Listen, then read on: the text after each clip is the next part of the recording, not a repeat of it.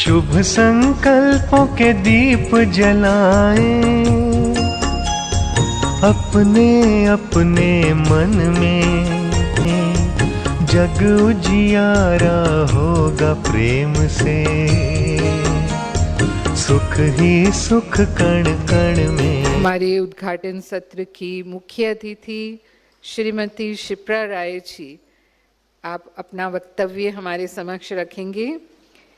वर्तमान में आप लीगल कंसल्टेंट हैं मिनिस्ट्री ऑफ फाइनेंस में, और इसके पूर्व में आप गवर्नमेंट ऑफ इंडिया के ministry of women and child development में डिप्टी सेक्रेटरी रहे हैं, और आपने UN women, world bank, UNICEF जैसे अंतर्राष्ट्रीय मंचों पर भारत का प्रतिनिधित्व किया है।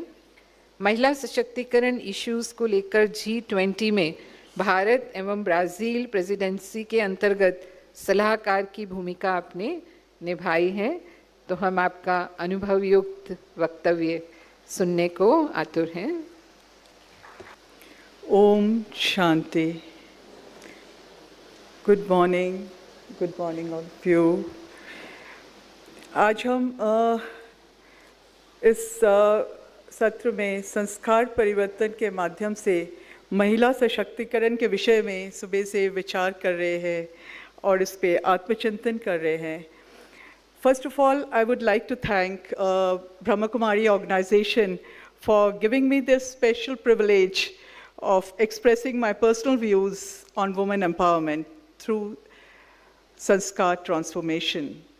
And my special thanks to Shiv Baba, his instruments, Sister B.K. Shilpa and Santosh Bhai ji for being my inspiration.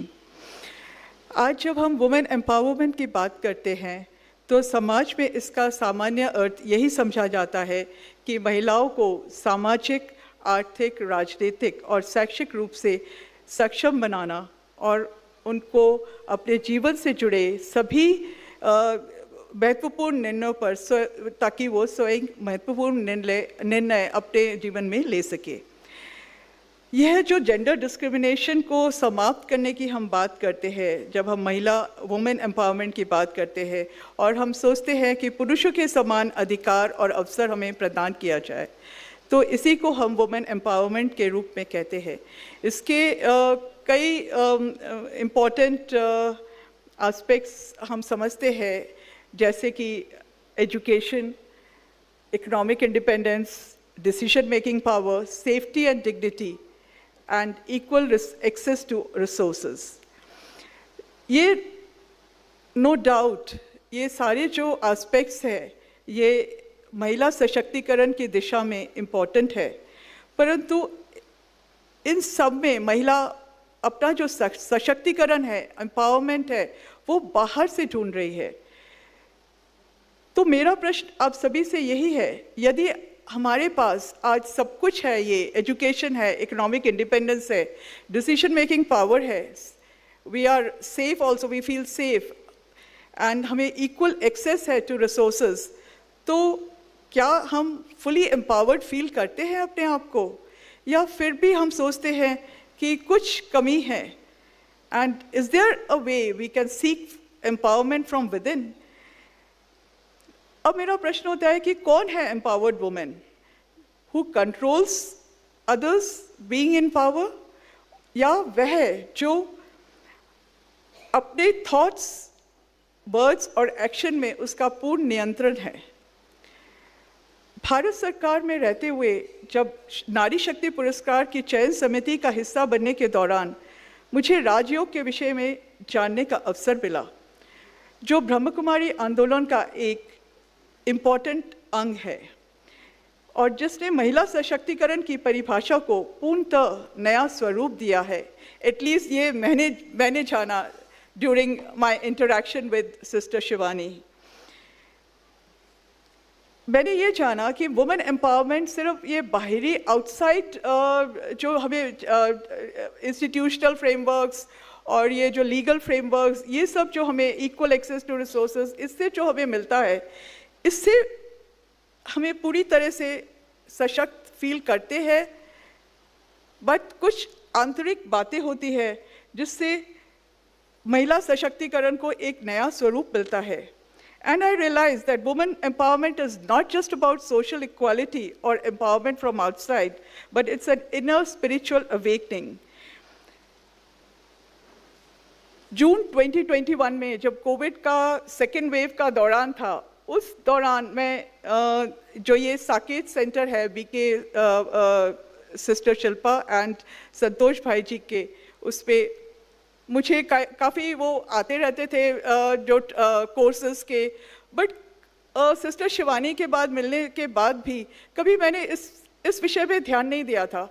I thought I am empowered already. I have access to education. I have access to resources.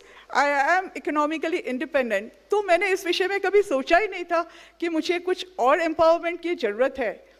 But as all of you know, COVID second wave के दौरान like we all felt somewhere weak inside. तो इस समय इस दौरान मुझे एक course का इनविटेशन आया, that was also in the month of June. उस टाइम मैं ये साकेत सेंटर से जुड़ी, उस पर मुझे पता चला कि नारी शक्ति जो है, फेमिनिन पावर, स्त्री की वह कोमल शक्ति जो प्रेम, सहनशीलता, धैर्य, स्नेहपूर्ण संवाद और अधिकार तथा प्रेम के संतुलन में निहित है। ये जो गुण है ये प्रत्येक आत्मा में विद्यमान है।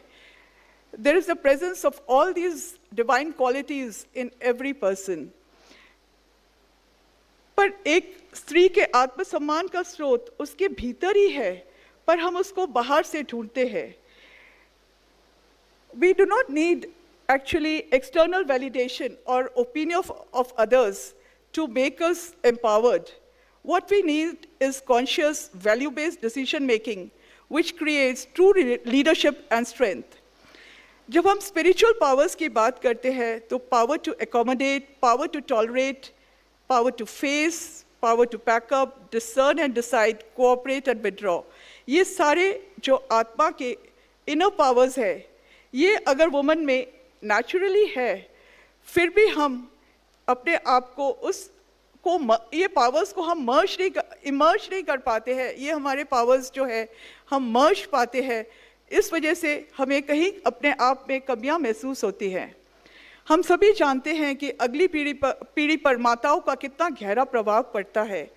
उनके पालन पोषण में, इवन गर्भ अवस्था के दौरान महिलाएं बालक के जो मौलिक चरित्र है, जिसे संस्कार कहा जाता है, उसका निर्माण करती है। आध्यात्मिकता में, स्पिरिचुअलिटी में कोई भी जेंडर डिस्क्रिमिनेशन नहीं है। ये आंतरिक भाव से आता है जो आत्मा के सशक्तिकरण से आता है। My questions that I have is who am I? Whom do I belong to? इन सब प्रश्नों को मैंने कभी अपने आप से नहीं किया था और ना मैंने इसके सवाल जानने की ज़रूरत समझी थी। पर जब मैं ब्रह्मा कुमारी ऑर्गेनाइजेशन से जुड़ी तो मुझे इन सवालों के उत्तर मिले कि मैं एक आत्मा हूँ और मैं परमात्मा की संतान हूँ, और परमात्मा के जो गुण हैं वो उस पर मेरा पूरा अधिकार है और वो गुण मेरे में मर्ज्ड है और मैं उनको किसी भी टाइम परमात्मा की याद में इनको इमर्ज कर सकती हूँ।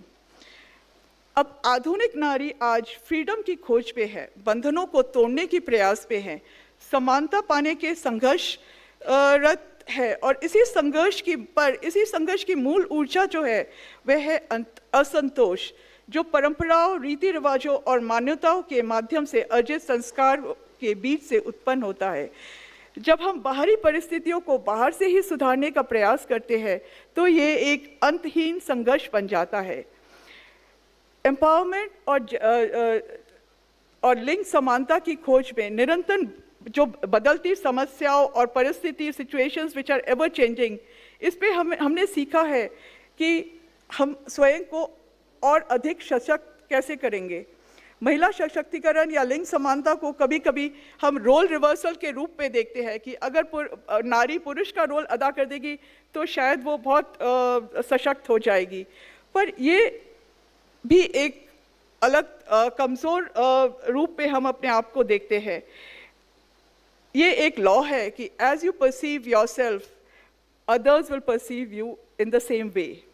इसीलिए स्वयं की पहचान अत्यंत महत्वपूर्ण है। यदि दूसरे आपको सम्मान देते हैं तो वे उसे छीन भी सकते हैं। इसीलिए महत्वपूर्ण है कि ये हम सदैव स्वमान में स्थित रहने का संस्कार धारण करें।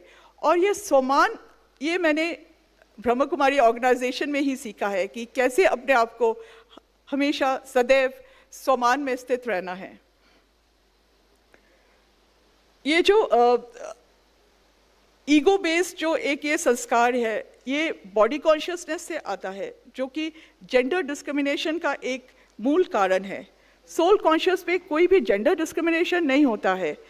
जब हम अपने विचार, वाणी और कर्म, अहंकार, क्रोध, मोह, वासना और लोभ इनसे प्रभावित होते हैं, तब हम नकारात्मक ऊर्जा और वाइब्रेशन ये प्रबल हो जाते हैं। अगर हमें अपनी डेस्टिनी को शेप करना है तो हमें अपने थॉट्स पे नियंत्रण करने की बहुत ज़रूरत है। और पहले मैंने कभी सीखा ही नहीं था कि अपने थॉट्स पे भी नियंत्रण हमें करना चाहिए। You should think before you think, you should think before you speak, you should think before you act. जब हम थॉट पैटर्न्स को एक तरह के थॉट पैटर्न्स चलते हैं तो ये एक हैबिट्स क्रिएट करते हैं, और जब रेगुलर हैबिट्स बन जाते हैं ये एक हमारा बिहेवियर बन जाता है, और ये बिहेवियर से ही हम अपने संस्कार को शेप करते हैं और उसी से हमारी डेस्टिनी शेप होती है। तो इसीलिए हमें अपने थॉट्स को चेक करना है हर टाइम। ये एक मेरे को ब्रह्म कुमारी में आके मैंने ये जाना और इसके बारे में सजगता, अवेयरनेस मुझे आई। जब हम जीवन के विगत अनुभवों को आघात के रूप में दर्ज करते हैं अपने मेमोरी में, तो उन्हें हम पीड़ित भाव से निकलना हमारे लिए बहुत मुश्किल हो जाता है उस पर। और एक जीवन का नियम है, we can not solve a problem in the same consciousness as it is, in the same consciousness in which it is created. महिला सशक्तिकरण के क्षेत्र में कार्य करते हुए मैंने देखा कि व्यथित महिलाएं वो पीड़ित भाव में रहकर अपने समस्याओं का स्थायी समाधान खोजने की कोशिश में रहती थी, परंतु वे सफल नहीं हो पा रही थी। जब हम आरोप प्रत्यारोप करते हैं, स्त्री पुरुष को दोष देती है, पुरुष स्त्री को, तब हम अपने विचारों, वाणी और कर्मों की जिम्मेदारी नहीं लेते हैं। और जब हम ये सीख जाते हैं कि हमें अपने आंतरिक विचारों की खुद जिम्मेदारी लेनी है, जीवन के दृश्यों को एक डिटैच भाव से देखना है, साक्षी भाव से देखना है, तब हम पीड़िता बनकर समस्याओं में नहीं फंसते हैं, बल्कि उच्च चेतना, हायर वाइब्रेशन में स्थित होते हैं। परिस्थितियां आती है, जाती है, परंतु विचार ही हमारे संस्कारों और नियति को आकार देती है। इस प्रकार हम we learn to let go. मेरे पहले स्पीकर्स ने भी कुछ इस बारे में बात की है, टू लेट गो। तो आज हम सभी वुमेन इस बारे में सोचेंगे कि कैसे हम अपने संस्कार ट्रांसफॉर्मेशन करके, अपने को सशक्त करके, हम दूसरों के परिवर्तन की बात नहीं सोचेंगे, पर अपने आप को सशक्त और एम्पावर्ड करके अपने आप से ये संसार परिवर्तन होगा। ओम शांति।